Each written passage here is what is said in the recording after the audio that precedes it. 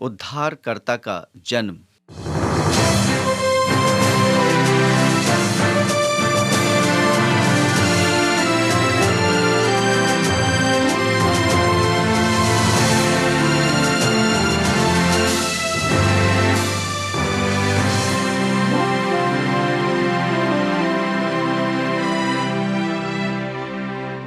परमेश्वर का वचन कहता है, क्योंकि परमेश्वर ने जगत से ऐसा प्रेम रखा कि उसने अपना इकलौता पुत्र दे दिया, ताकि जो कोई उस पर विश्वास करे वो नष्ट ना हो परंतु अनंत जीवन पाए। आज की कहानी में आपका स्वागत है। बहुत वर्षों पहले परमेश्वर ने यह प्रतिज्ञा की कि वो उद्धारकर्ता मसीह को इस संसार में भेजेगा। परमेश्वर ने कहा कि वो अपने लोगों के लिए एक भविष्यवक्ता को भेजेगा जो उनको आने वाले मसीह के लिए तैयार करेगा। उसका नाम यूहन्ना बपतिस्मा देने वाला था, जिसको परमेश्वर ने भेजा। उस भविष्यवक्ता ने बहुत से तथ्यों की भविष्यवाणियां की, लेकिन इस बात को प्रकट नहीं किया कि वो मसीह कब इस संसार में आएगा। सभी समर्पित यहूदी बड़ी व्यग्रता के साथ उस समय का इंतजार कर रहे थे। वो प्रार्थना कर रहे थे कि मसीह जल्द ही आएगा और उन्हें अत्याचारियों और उनके बुरे कामों से स्वतंत्र करेगा। मनुष्य जाति के इतिहास में कब ये अद्भुत आश्चर्यकर्म हुआ। आइए सुनते हैं ये कहानी, उद्धारकर्ता का जन्म।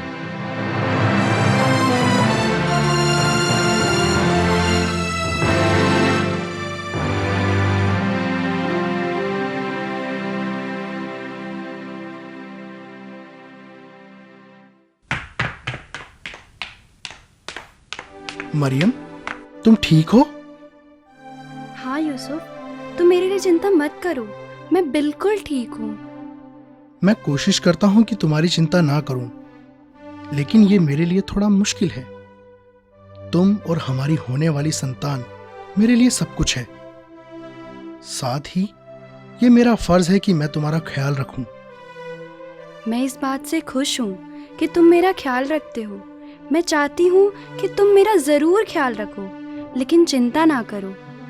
चलिए, तुम थक गए होंगे, थोड़ा आराम कर लीजिए। क्या तुम्हें मालूम है जिब्राइल स्वर्गदूत ने क्या कहा था मुझसे? मैं उस बात को नहीं भूल सकता। उसने मुझसे कहा था, जो मरियम के गर्भ में है वो पवित्र आत्मा की ओर से है। एक कुंवारी गर्भवती होगी और एक पुत्र जनेगी और उसका नाम इमैनुअल रखा जाएगा, जिसका अर्थ है परमेश्वर हमारे साथ है। ये वही बालक है जिसका लंबे समय से इंतजार था और जो अपने लोगों का उनके पापों से उद्धार करेगा। इस जगत में बहुत से लोग हैं जिन्हें परमेश्वर चुन सकता था, लेकिन उसने हमें ही चुना।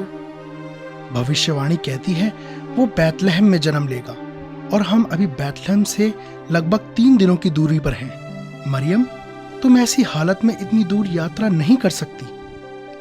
यदि परमेश्वर चाहता है कि हम बैतलहम में जाएं, तो वही हमारे लिए रास्ता निकालेगा। हमें उसी पर भरोसा रखना चाहिए, वो हमारी रक्षा करेगा। भविष्यवाणियों में से यशाया ने कहा, क्योंकि हमारे लिए एक बालक उत्पन्न हुआ, हमें एक पुत्र दिया गया है और प्रभुता उसके कांधे पर होगी। मैं दुविधा में हूँ कि वो कैसे हमारे देश पर राज करेगा। ये बात तो मेरी भी समझ में नहीं आती। कैसे वो रोमी साम्राज्य पर प्रबल होगा? यशाया भविष्यवक्ता ने कहा है, उसका नाम अद्भुत युक्ति करने वाला, पराक्रमी परमेश्वर, अनंत काल का पिता और शांति का राजकुमार रखा जाएगा। ये भविष्यवाणी मेरे हृदय को छू लेती है। मैं प्रार्थना करूंगा कि सब उससे प्रेम करें। मुझे संदेह है, क्या सब उसे प्रेम करेंगे? मैं प्रार्थना करूंगी कि रोमी लोग उससे नफरत ना करें। मैंने सुना है कि आज अगस्तुस केसर की ओर से राज आज्ञा निकली है कि सभी को अपने पिता के घराने पहुंचकर कर देना जरूरी है। परमेश्वर हमारे साथ जाएगा। हे यूसुफ, जैसे कि भविष्यवक्ताओं ने भी कहा है कि बालक का जन्म बैतलहम में ही होगा। मरियम, मैं तो बहुत ही आश्चर्यचकित हूँ। मैंने तो बिल्कुल भी नहीं सोचा था कि बालक का जन्म बैतलहम में होगा, जैसा कि परमेश्वर की योजना है। यह तो बहुत ही आनंद की बात है कि परमेश्वर अपनी प्रतिज्ञा को पूरा करेगा। जब से परमेश्वर ने स्वर्गदूत के द्वारा हमें संदेश दिया है, तब से उसने हमसे कोई बात नहीं की है। हे यूसुफ, याद करो स्वर्गदूत ने हमसे क्या कहा था। हाँ, मैं कैसे भूल सकता हूँ वो बात कि भयभीत ना हो। आइए हम हर प्रकार के भय को अपने जीवन से दूर करके ये याद रखें कि हम कितने आशीषमय हैं। हाँ मरियम, तुम ठीक कहती हो। मुझे अब बाजार जाना चाहिए और अपनी यात्रा का सामान खरीदना चाहिए। जब तक मैं वापस आता हूँ, तुम थोड़ा आराम कर लीजिए।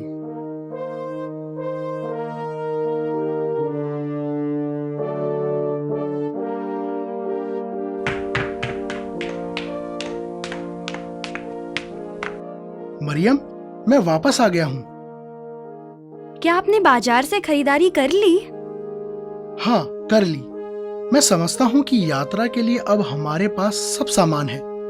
समय बहुत जल्दी ही बीता जा रहा है। हम बहुत ही जल्द बैतलहम में पहुंच जाएंगे और वहां एक बड़ी घटना होने वाली है।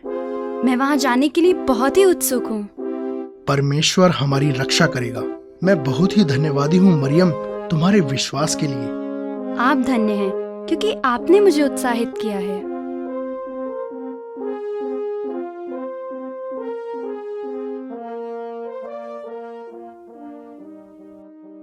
कहानी में बने रहने के लिए आपका धन्यवाद। आगे की कहानी कुछ ही पलों में आपके लिए लेकर आते हैं। मरियम और यूसुफ बहुत ही उत्सुक हैं अपने होने वाले बालक के लिए, जो परमेश्वर का पुत्र है। उनके मन में बहुत से प्रश्न हैं कि आने वाले समय में उनके और उनके पुत्र के साथ क्या होने वाला है। फिर भी वो इस बात को याद करते हैं जो स्वर्गदूत ने उनसे बोली थी, डरो मत। जब उस बालक के जन्म का समय पूरा होने वाला था, तब यूसुफ और मरियम को बैतलहम में अपने पिता के घर जाना जरूरी था और अगस्तुस कैसर की राजाज्ञा के अनुसार कर देना भी अनिवार्य था। आइए हम इस कहानी को आगे बढ़ाएं और जानें कि किस प्रकार परमेश्वर ने उनकी प्रार्थना और सभी प्रश्नों के उत्तर दिए।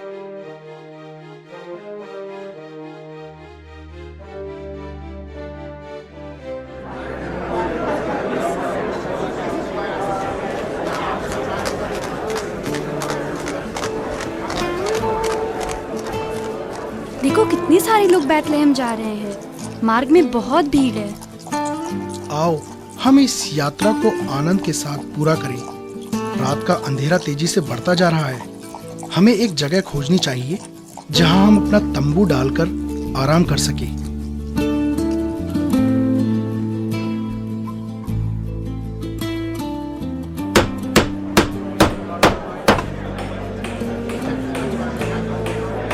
हमारे चारों ओर बहुत सारे लोग रुके हुए हैं। हाँ, यहाँ हम सुरक्षित हैं। यूसुफ, मैं इस दुविधा में हूँ कि जब हम बैतलहम पहुँच जाएंगे तो कहाँ सोएंगे। परमेश्वर हमारे लिए जगह का इंतजाम करेगा। अब तुम थोड़ा आराम कर लो, रात हो चुकी है।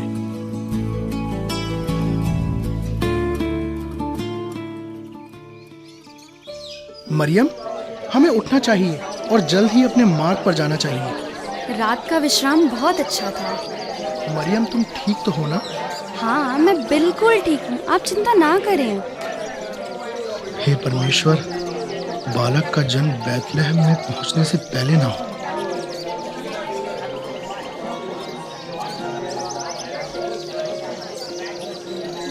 मरियम, हम पहुंच गए हैं। यहाँ तो चारों ओर लोगों की भीड़ दिखाई दे रही है।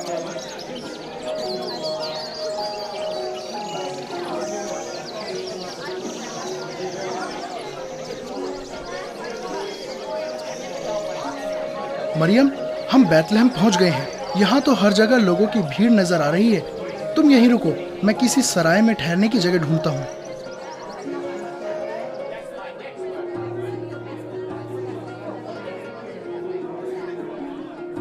सराय के मालिक ने कहा है यहाँ तो ठहरने के लिए कोई स्थान नहीं है। हाँ, सराय के पीछे एक गौशाला है जहाँ हम ठहर सकते हैं। हे यूसुफ, हमें गौशाला में ही रुकना चाहिए। परमेश्वर वहाँ भी हमें संभालेगा और हमारी रक्षा करेगा। .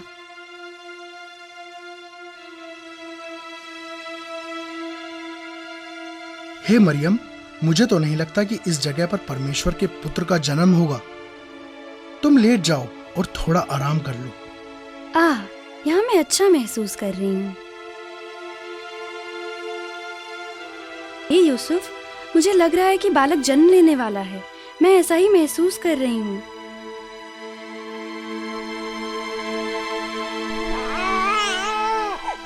मरियम, ये बालक तो सबसे अद्भुत है। इसका रोना तो मनभावना है जो आनंद को प्रकट करता है। मेरा प्यारा बेटा, मैं बहुत आनंदित हूँ कि तू मेरे पास है। हम इस बालक की परवरिश बहुत अच्छे से करेंगे। परमेश्वर तेरा धन्यवाद, तू भला परमेश्वर है। हाँ, ये रात हमारे उद्धारकर्ता के जन्म की रात है। पृथ्वी उसकी महिमा आनंद के साथ करे।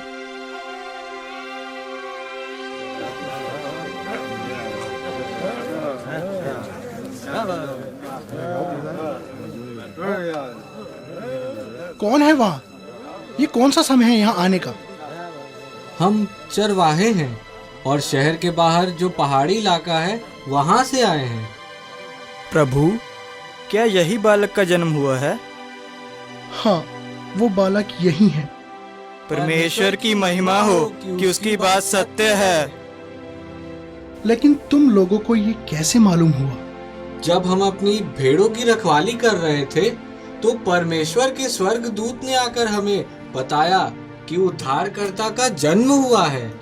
उसने हमें ये भी बताया कि वो बालक यहीं मिलेगा। हम तो डर गए थे, लेकिन स्वर्गदूत ने हमें कहा कि भयभीत मत हो।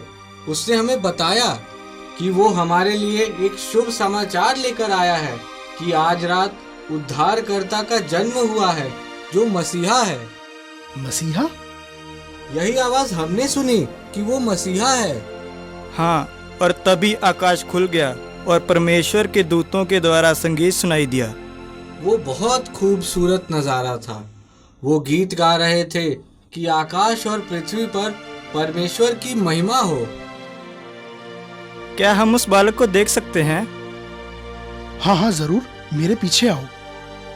हे परमेश्वर, तेरा धन्यवाद कि तूने अपने पुत्र को इस संसार में भेजकर अपने वायदे को पूरा किया और होने दिया कि हम इसे सबसे पहले देख सके। मरियम, देखो, परमेश्वर ने एक और चिन्ह हमें दिया है कि उसने चरवाहों को यहाँ पर भेजा है। परमेश्वर की महिमा हो और उसकी शांति पृथ्वी पर बनी रहे। आज उद्धारकर्ता का जन्म हुआ है। यह बात पूरे संसार तक पहुंचेगी।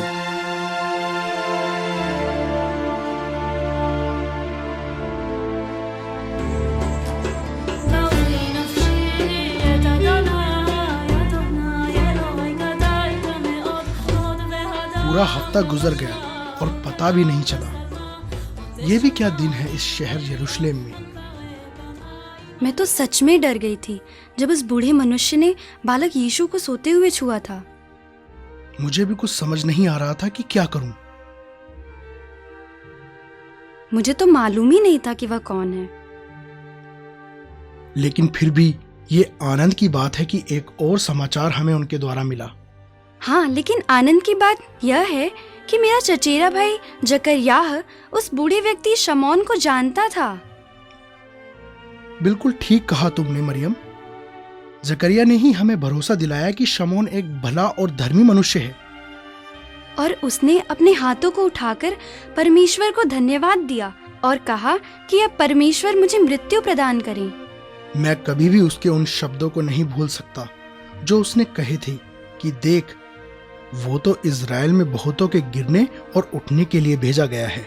उसके शब्दों ने तो मेरे हृदय को छेद दिया था। मरियम, मैं तुम्हारी आंखों में आंसू देख सकता हूँ। हाँ, कुछ अद्भुत होने वाला था। और वो स्त्री अपने घुटनों पर बैठकर प्रार्थना करती थी। वही हन्नाह जो विधवा थी और प्रार्थना कर करके रात दिन उपासना किया करती थी। वो तुम्हें देखकर खड़ी हो गई और कहने लगी, ये वही है जो लोगों को उनके पापों से छुटकारा देगा। यीशु सच में वायदा किया हुआ परमेश्वर का पुत्र है, जिसकी भविष्यवाणी पहले से ही भविष्यवक्ताओं के द्वारा की गई थी।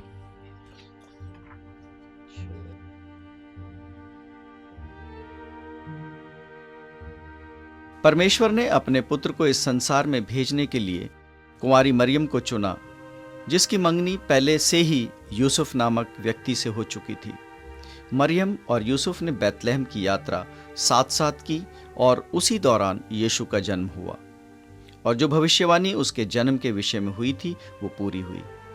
परमेश्वर अपनी उस योजना पर कार्य कर रहा था जो मनुष्य जाति के छुटकारे के लिए थी। परमेश्वर ने एक मार्ग बनाया है जिसके द्वारा हमें अपने पापों से क्षमा मिल सकती है और वो मार्ग उसका पुत्र यीशु मसीह है। परमेश्वर ने अपने पुत्र यीशु को इस संसार में हमारा उद्धारकर्ता होने के लिए भेजा है। संत पौलुस ने कहा, यीशु मसीह इस संसार में पापियों को बचाने के लिए आए। यीशु मसीह कुंवारी मरियम के द्वारा पैदा हुआ, वह बड़ा होता गया और एक निष्पाप और सिद्ध जीवन उसने बिताया। परमेश्वर का वचन कहता है, वह सब बातों में हमारे समान परखा तो गया तो भी निष्पाप निकला। हम अपने आप को नहीं बचा सकते। परमेश्वर का वचन कहता है, उसने हमारा उद्धार किया। हम अपने आप को नहीं बचा सकते। परमेश्वर का वचन कहता है, उसने हमारा उद्धार किया और यह धर्म के कामों के कारण नहीं जो हमने आप किए, पर अपनी दया के अनुसार। परमेश्वर का वचन कहता है कि उद्धार परमेश्वर की ओर से उपहार है और न कर्मों के अनुसार, ऐसा ना हो कि कोई घमंड करे। यीशु मसीह हमारे पापों के लिए मरा। परमेश्वर का वचन कहता है, परमेश्वर हम पर अपने प्रेम की भलाई कुछ इस रीति से प्रकट करता है कि जब हम पाप ही में थे तभी मसीह हमारे लिए मरा। परमेश्वर का वचन कहता है, बिना लहू बहाए पापों की क्षमा नहीं। यीशु मसीह हमारी जगह मरा।